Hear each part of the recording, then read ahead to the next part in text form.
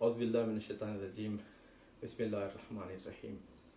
ناظرین محترم، السلام علیکم ورحمۃ اللہ وبرکاتہ۔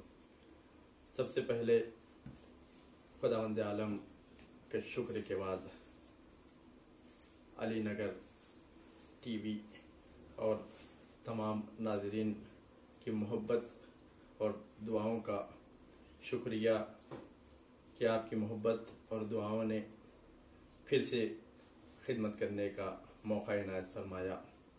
آج ماہ رمضان کی 27ویں تاریخ کی صبح نمودار ہوئی ہے، جو واقعاً بہت بہترین اور بابرکت مہینہ، نعمتوں کا مہینہ۔ آج کی جو مخصوص دعا معصومین سے جو صادر ہوئی ہے، اس میں معصومین فرما رہے ہیں کہ بسم اللہ الرحمن الرحیم، اللہم رزقنی فیہ فضل لیلۃ القدر۔ یا خدا، ہمیں آج کے دن کے صدقے میں شب قدر کی فضیلت کو درک کرنے کی توفیق عنایت فرما۔ واقعاً شب قدر بہت عظیم شب ہے۔ کچھ ہی شبیں باقی ہیں ماہ رمضان المبارک کی۔ دھیمے دھیمے ہم سے ماہ رمضان المبارک، ماہ رحمت، ماہ مغفرت، ماہ نعمت، ماہ جزا ختم ہو رہا ہے۔ ان ہر ایک شبوں میں ہر انسان کو چاہیے کہ اس شب قدروں سے، شب عظیم کی فضیلت کو درک کرے اور جتنا زیادہ ممکن ہو سکے انسان دنیاوی ساری چیزوں کو ترک کرے اور صرف خداوند عالم کی عبادت کرے، تاکہ انسان اس ماہ مبارک اور ماہ عظیم کے صدقے میں خداوند عالم سے قریب ہو سکے۔ شب قدر کی بہت زیادہ فضیلت روایتوں میں بیان کی گئی ہے۔ خود خداوند عالم قرآن میں فرما رہا ہے کہ اِنَّا أَنزَلْنَاهُ فِي لَيْلَةِ الْقَدْرِ، بے شک ہم نے اس عظیم کتاب کو کہ جو قرآن کی شکل میں ہے، اس کو شب قدر میں نازل کیا۔ شب قدر کی تعریف بھی آگے بیان کر رہا ہے کہ وَمَا لَيْلَةُ الْقَدْرِ خَيْرٌ مِّنْ أَلْفِ شَهْرٍ، کہ شب قدر کی تم حقیقت کیا جانو؟ شب قدر وہ عظیم شب ہے کہ جو 1000 راتوں سے افضل ہے، کہ جس میں فرشتوں کا نزول ہوتا ہے، جس میں رزق تقسیم ہوتا ہے، جس میں انسان کے نامہ اعمال لکھے جاتے ہیں، جس میں انسان کو ساری نعمتیں ملتی ہیں۔ اس عظیم شب کو شب قدر کہا جاتا ہے۔ خود جناب سیدہ سلام اللہ علیہا، جو رسول کے لخت جگر تھی، انہوں نے فرمایا کہ وہ انسان محروم ہے کہ جو شب قدر کی افضل اور فضیلت کو نہ جانے اور اس سے کوئی فیضیاب نہ ہو، بہترین اعمال انجام نہ دے اور شب قدروں کو ایسے ہی گزار دے۔ تو ایسی صورت میں وہ انسان سب سے زیادہ محروم انسان ہے کہ انسان کو موقع خداوند عالم نے عطا کیا تھا، لیکن اس موقع سے انسان استفادہ نہیں کیا۔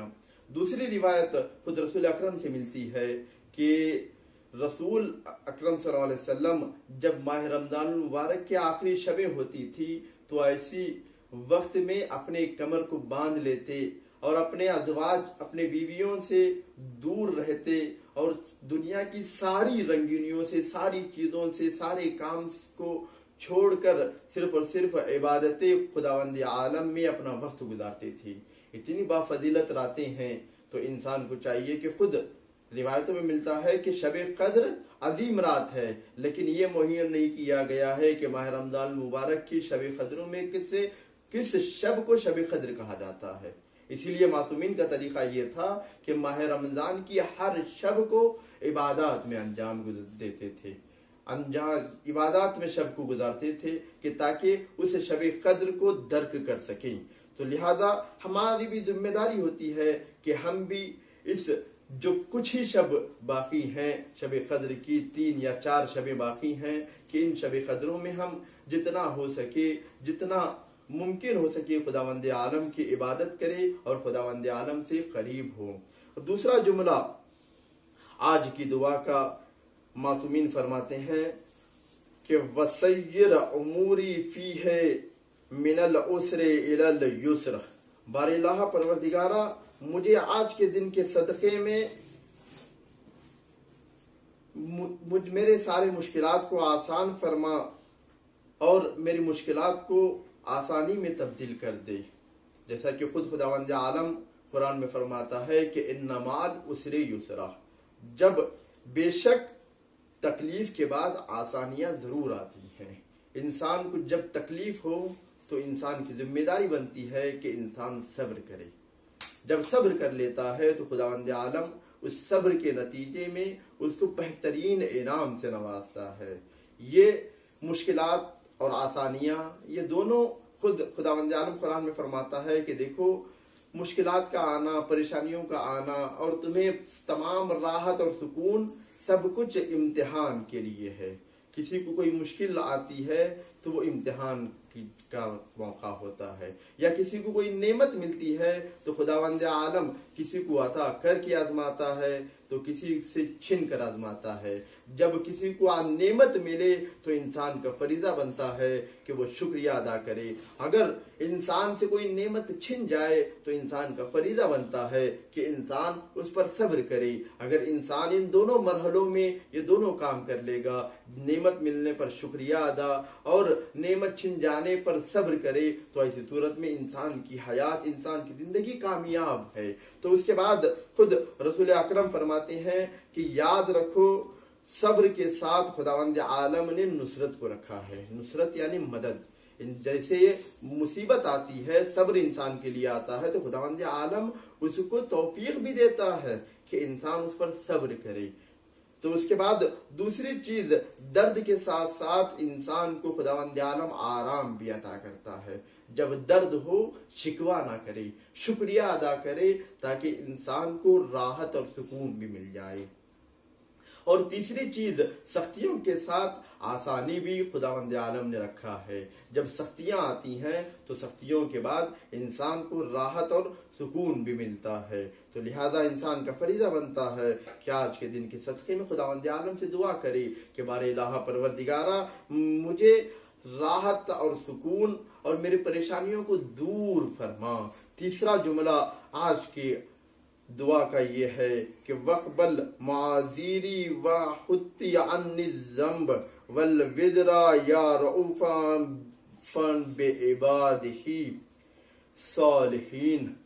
خداوند عالم کہ آج کے دن کے صدقے میں دعا کر رہے ہیں کہ وقبل معاذیری وحط عنی الذنب، بار اللہ پروردگارہ میرے غلطیوں کو معاف فرما اور میرے گناہوں کو بخش دے، کیونکہ یہ انسان کے لیے رحمت اور برکت اور مغفرت کا مہینہ تھا۔ اگر اس مہینے میں اگر مغفرت نہیں کروا لیا ہے تو انسان بدبخت ہے۔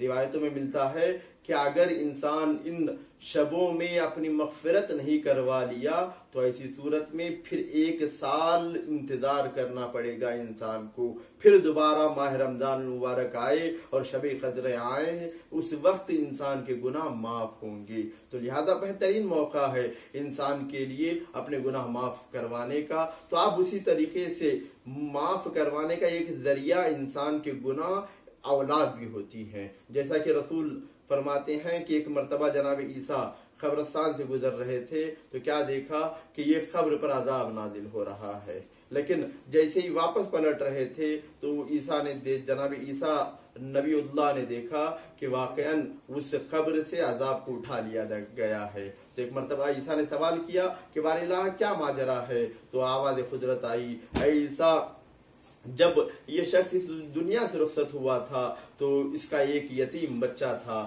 اس نے آج بسم اللہ الرحمن الرحیم پڑھا ہے، تو جس کے صدقے میں خداوند عالم نے اس کے گناہوں کو معاف فرمایا ہے۔ تو چلیے آخر میں یا رؤوفا بعبادہ الصالحین، بار الہ پروردگارہ تو آخری کڑی صالح بندوں کے اوپر مہربانی کرنے والا صرف تیری ذات ہے۔ تو بار الہ پروردگارہ آج کے دن کے صدقے میں ہمیں شب قدر کو درک کرنے کی توفیق عنایت فرما، اور جو کچھ شب اور جو رحمت کے کچھ دن باقی ہیں اس دنوں میں زیادہ سے زیادہ عمل صالح انجام دینے کی توفیق عنایت فرما، اور ہمیں پریشانیاں اور مشکلات، خصوصاً جس پریشانی اور مشکلات میں ساری دنیا گری ہوئی ہے، اس پریشانی اور مشکلات سے ہمیں حفاظت فرما، اور ماہ مغفرت کے صدقے میں ہماری گناہوں کو معاف فرما۔ وآخر دعوانا والحمدللہ رب العالمین۔